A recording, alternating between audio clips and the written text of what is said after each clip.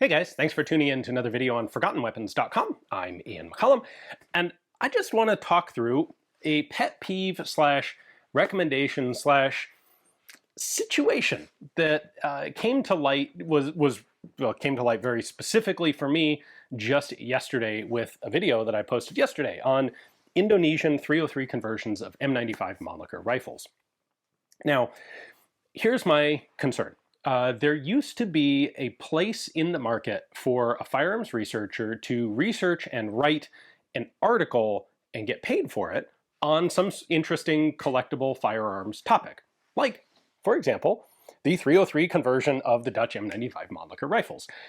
However, I think that today that opportunity is dead. The opportunity to do that sort of research and get paid for it.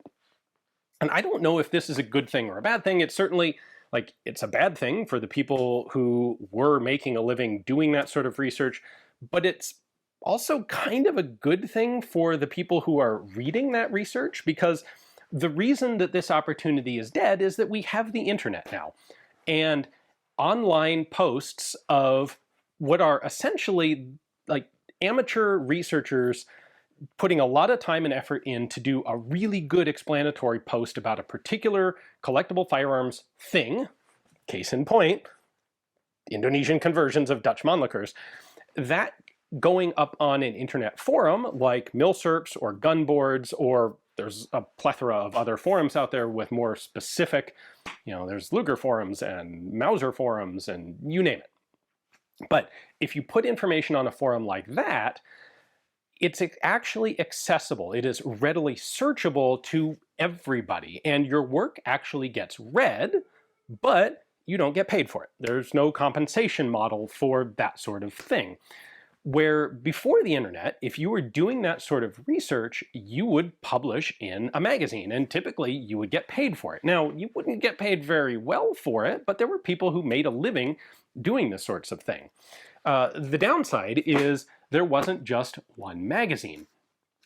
And this is essentially, the magazines were essentially the pre-internet equivalent of going to a major forum and clicking on the what are the most recent threads that have been started tab and seeing what new stuff people are researching and talking about in the collectible firearms world, except you had to pay for it.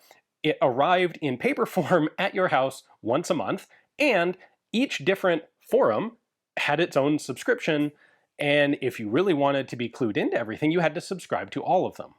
So, today, if you're looking for articles about collectible firearms that were published before the internet, you've got to go through a lot of different magazines. Maybe the article you want would be in Guns and Ammo, or Gun Report magazine, or Gun World magazine, or Guns magazine, or Militaria Collector, or maybe it was something published in foreign media, so you might have to check Deutsches Waffenjournal, or Gazette des Armes, or Uniforme, or that's just the selection that I pulled out of my bookshelf here to give an idea of the sort of issue that we have here. The problem is, periodicals like that were not really very good. The information was good, but the searchability was very poor, because you could never really have a good overall index of the thing, because every time a new issue came out, the index was now obsolete. You didn't have issues that were categorized by subject matter. Every issue would have a wide variety of subject matter in order to make the subscription appealing to as wide a variety of collectors as possible. And so you never really know where an article about a particular gun might be if you're trying to look something up today as a reference source. Whereas with online articles, it's really quite easy. The internet is little if not indexable and searchable. So for the people who were writing these articles, I get it. It kind of sucks that you're in a situation now where people expect you to do the same work and not get paid for it. Essentially, professional collectible article writing is being replaced by amateur researchers who post their stuff for free on various forums, and on the other extent by books. Now, I think firearms reference books are really a different matter, maybe that should come as no surprise, as I am a publisher of such things. I've written several of them myself. I've supported a bunch of other authors doing the same. But the difference here is that it's easy to find out if there is a book that exists on the subject that you're looking for. And if there is, you can buy the book and get a ton of information, a lot more information than a magazine article. Like, I don't fundamentally object to buying a magazine in order to get an article that's in it. The problem that I have is trying to figure out where the article, if the article exists that I want, and then if it exists, where is it? And then, okay, it's actually a little more difficult usually to go find a back issue of a magazine. You have to find someone who bothered to keep all of the editions of that magazine and is now selling them on eBay or something, and get the one specific month that you're looking for. So I don't know, is this good or bad? Has the quality of article length firearms research declined?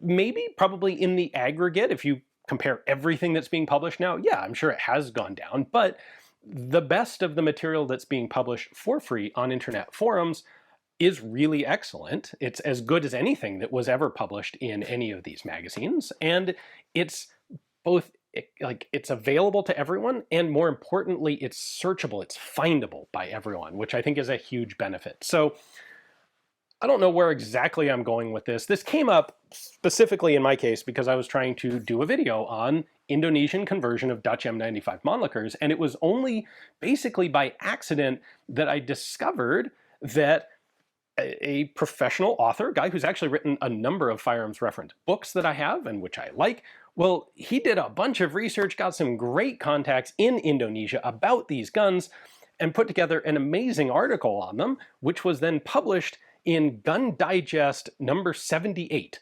which nobody reads. And I can tell nobody reads it because it's been out for a year and a half, and there was nothing on any of the forums referencing this article except for like one place where I found the author mentioned that he had written the article and posted a picture of the first page of the article as a teaser. He, of course, did not publish the whole article on the forum because he was paid to submit the article to Gun Digest, and it was then copyrighted, and like he was going to be burning his own bridge if he published the whole thing online. But what it meant is nobody actually read his work. And like, I would think if I were an author, which I am, I would like people to read my work. And I think while I understand that people are going to complain that they're expected to do work for free today, there really is a benefit to a whole lot of people for being able to get access to that work, even if it is done for free. It's typically now done for free by really passionate amateur researchers, and frankly, that's what the collecting community has been for a very long time.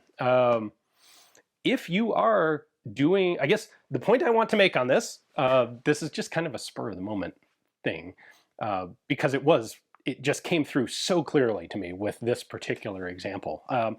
If you are doing firearms research and you want people to see it, put it on the internet where people can find it. And you won't get paid for it, which is a bummer, but people will actually read your work. And it kind of is this issue of if a tree falls in the forest and no one's there to index it on Google, did it fall? Does it matter? Is anyone ever going to learn anything from it? And the answer is not really.